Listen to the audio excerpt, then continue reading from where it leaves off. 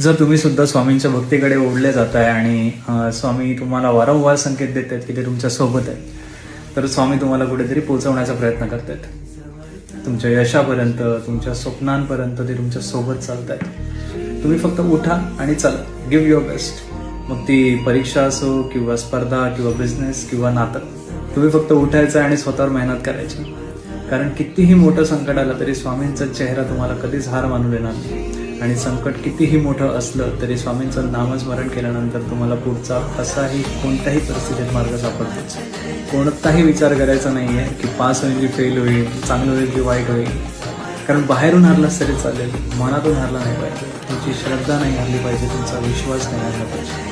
कारण तुमची प्रत्येक प्रार्थना ऐकली जाते, तुमचं प्रत्येक नामस्मरण स्वामींपर्यंत पोहोचतं. हिंदू धर्मामध्ये जेवढे पंथ झाले, शैव, शाक्त, वैष्णव, यामध्ये कितीही अवतार तुम्ही पाहिले तरी कोणाचा ना कोणाचा वध